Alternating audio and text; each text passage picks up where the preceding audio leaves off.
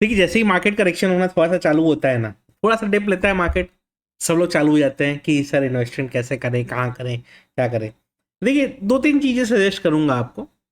पहला चीज कि किसी भी आप सीजनड एक इन्वेस्टर से या सीजनड फाइनेंशियल प्लानर से आप डिस्कस करेंगे तो वो आपको दो चीजें सजेस्ट करेगा। एक तो आपके जो इन्वेस्टमेंट स्ट्रैटेजीज हों वो डाइवर्सिफाइड हों। सेकेंड चीज, इन्वेस्टमेंट कभी भी डायरेक्ट इंस्ट्रूमेंट्स में करना रिस्की रह सकता है। अब आपको मैं एग्जांपल देता हूं। जैसे रिसेंटली अगर आप देखें तो मार्केट्स करेक्ट हुए, निफ्टी 3-4% गिरा, बैंक निफ्टी 4-5% गिरा, बट कुछ कुछ स्टॉक्स 10-20% गिर गए। अगर small cap index, mid cap index 12-12% गिरे हैं, कुछ कुछ स्टॉक्स 20% डाउन होकर बैठे हुए हैं। तो यानी कि उन पर्टिकुलर स्टॉक्स में इन्वेस्ट करना रिस्की था, राइट। हाउएवर अगर उसी के इंडेक्स को आप देखते हैं, मिड कैप 150 इंडेक्स को या स्मॉल कैप 250 इंडेक्स को या निफ्टी को, बैंक निफ्टी को, किसी को भी आप देखते हैं, तो क्या वो इतने गिरे? क्यों? क्योंकि वो स्पेसिफिक या डायरेक्ट इंस्ट्रूमेंट में इन्वेस्टेड नहीं थे। उन्होंने क्या किया था, बास्केट्स बना लिए थे एंड बास्केट्स में इन्वेस्ट किया था। तो हो सकता है एक स्टॉक नहीं परफॉर्म किया, दूसरा स्टॉक ने उसको बैलेंस करने की कोशिश की, तो ओवरऑल मार्केट में बहुत बड़ा करेक्शन आया, लेकिन ये अपने इंडेक्स लेवल्स को होल्ड कर पाए। तो ये एक मेन कंसेप्ट है जो किसी भी एक इन्वेस्टर को ना दिमाग में एक चीज रखना चाहिए कि कभी भी आप इन्वेस्टमेंट का सोचें तो हमेशा कोशिश करें कि ऐसे इंस्ट्रूमेंट्स में इन्वेस्ट करें जो बास्केट ऑफ स्टॉक्स हो, ना कि एक सिंगल पर्टिकुलर स्टॉक हो।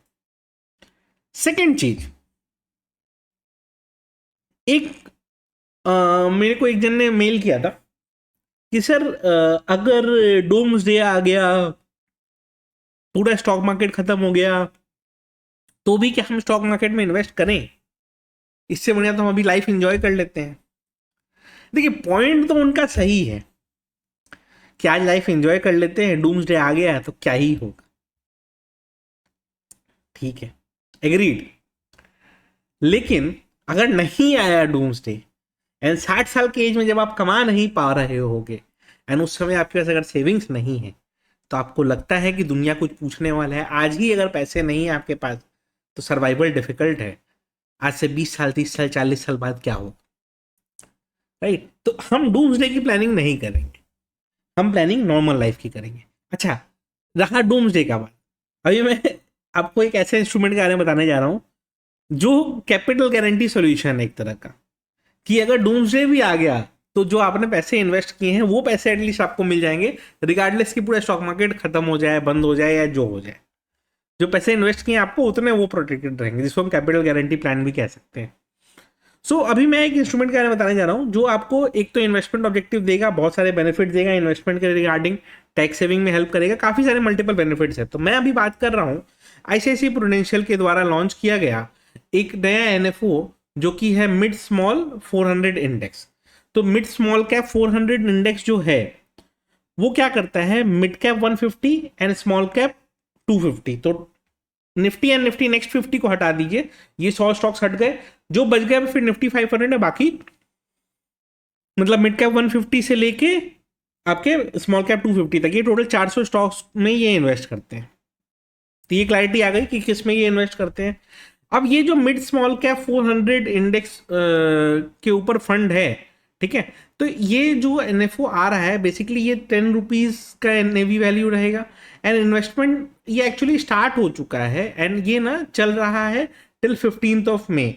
तो अब ज़्यादा दिन बचा भी नहीं है, अगर आप चाहें तो इसमें इन्वेस्ट कर सकते हैं और इन्वेस्टमेंट 2000 रुपीज़ पर मंथ से स्टार्ट हो जाता है। बट सिर्फ इतना ही नहीं, इसमें और भी कुछ कुछ बेनिफिट्स है जो मैं आपको बता देता हूँ, तो उससे क्या होगा आप थोड़ा सा इजी जजमेंट ले पाएंगे। तो मैंने कहा ये इन्वेस्ट करते हैं वो आपको क्लैरिटी दे दी, राइट। दूसरा चीज क्या हो गया कि अगर आप हिस्टोरिकल रिटर्न देखेंगे इस फंड का ना, तो इस फंड ने ऑलमोस्ट 24% CAGR पे लास्ट 10 ईयर्स में रिटर्न दिए हैं। यानी कि 24% 10 ईयर में CAGR अगर है तो समझ लीजिए कि 9x हो गया है लोगों का पैसा in last 10 years. ICICI prudential का अगर आप टोटल AUM चेक करेंगे तो 2.94 लाख करोड़ है एज ऑफ 31 मार्च। तो बहुत बड़ा AUM है, राइट। और ये लिस्टेड कंपनी है ऑन NSE एंड BSE, तो कंप्लायंस उनका स्ट्रिक्ट है, वो ठीक है। ये जो फंड है इसमें जो भी आप SIP अमाउंट चूज करेंगे, जो भी मंथली इन्वेस्टमेंट आप प्लान करेंगे, मान लीजिए आपने प्लान किया 2,000 रुपये, जैसे ही आपने प्लान किया ना 120 times of the monthly premium आपको फर्स्ट डे से मिल जाएगा एज एन इंश्योरेंस कवर। क्या मिला? 120 times of the monthly premium as an insurance cover. तो 2,000 रुपये अगर आपने किया तो 2,40,000 का इंश्योरेंस कवर फर्स्ट डे से आपको मिल जाएगा। ये एडवांटेज है। प्लस इसमें जो आप इन्वेस्टमेंट करेंगे उसका 80C में टैक्स बेनिफिट मिलेगा, और जब विड्रॉ होगा पैसा तो वो भी सेक्शन 10(10)(10)(D) में आपके एग्जेम्प्ट रहेगा। तो ये एक एडवांटेज है, राइट। नाउ ICICI ने 2 और भी फंड्स लॉन्च किए थे जिनका रिटर्न्स अच्छा खासा बैठा हुआ है। तो 2022 में या 23 में उन्होंने कुछ फंड्स और लॉन्च किए थे जिनके रिटर्न अच्छे खासे बैठे हुए हैं लास्ट 2-3 ईयर्स ऑल्सो। जैसे मैंने बताया कि 2000 रुपीज से स्टार्ट कर सकते हैं, तो वो अच्छा चीज़ है, राइट। प्लस इसमें एडवांटेज क्या है कि मान लीजिए अगर आप as an NRI investor invest करते हैं, तो अगर आप 18,000 रुपीज़ मंथली से भी इन्वेस्टमेंट अमाउंट स्टार्ट करते हैं ना, तो आप ऑलमोस्ट 3 करोड़ का कॉर्पस आप रीच कर पाएंगे। तो वो एक एग्जाम्पल के लिए मैंने आपको बताया। बाकी अगर आप नॉर्मल इंडियन इन्वेस्टर हैं तो आपको जो अमाउंट इन्वेस्ट करना है वो आप कर सकते हैं, उसमें कोई दिक्कत की बात नहीं है। मिनिमम इन्वेस्टमेंट बस 2,000 रुपये से स्टार्ट होता है, ये ध्यान रखिएगा। ये हुआ। अब मैं ना आपको एक लिंक डिस्क्रिप्शन में छोड़ दूंगा, उस लिंक से जब आप विजिट करेंगे ना तो आपको ये पेज दिखाई देगा, ठीक है। इस पेज में जब आप जाएंगे तो आप करेंगे व्यू प्लान्स। जैसे ही आपने व्यू प्लान्स किया, आपसे पूछा गया आपका सिटी, जैसे मैंने डाल दिया कोलकाता। एज पूछा गया, मैंने अपना एज डाल दिया, इनकम डाल दिया, ठीक है। अब क्या आया, ये टॉप पे ही दिख रहा है कैपिटल गारंटी सॉल्यूशन, एंड इसके डिटेल्स में हम जाएंगे। तो ये क्या कर रहा है, mid cap 150 and small cap 250 में इन्वेस्ट कर रहा है, 24% CAGR पे चल रहा है। चलिए प्रोसीड करते हैं। आपने प्रोसीड किया, ये फिर नेक्स्ट पेज ओपन करेगा, इसमें डिटेल्स वगैरह ये फिल कर रहा है एंड ऑल दैट, ये सब चीज़ ले रहा है। अब आपको जो अमाउंट इन्वेस्ट करना है, मान लीजिए हमने एग्जांपल के लिए एक बार के लिए 3,000 रुपीज़ ले लिए, ठीक है। और मैंने प्लान किया कि मैं 10 ईयर्स तक पे करूंगा और विड्रॉ करूंगा 20 ईयर्स के बाद, ठीक है। तो मेरा मंथली प्रीमियम क्या, मंथली प्रीमियम चलिए मैं दे रहा हूँ मेरा 3.6 लाख का कवर ये हो गया, बन गया लाइफ कवर। एक छोटा सा इंश्योरेंस में क्रिएट हो गया। ऊपर से 100% गारंटीड रिटर्न, कैपिटल गारंटी मिल गई, मतलब डूम्सडे भी आ गया, कैपिटल बचा रहेगा, टैक्स सेविंग का एडवांटेज मिल गया, राइट। अब बात ये आती है कि लोग पूछेंगे कि फिर हम यहीं पे क्यों इन्वेस्ट करें, कहीं भी तो इन्वेस्ट कर सकते हैं, राइट। और मेरा मेच्योरिटी अमाउंट आफ्टर 20 ईयर्स दिख रहा है ऑलमोस्ट 48 लाख रुपीज़ के आसपास, जबकि इन्वेस्टमेंट वैल्यू कितनी कम है।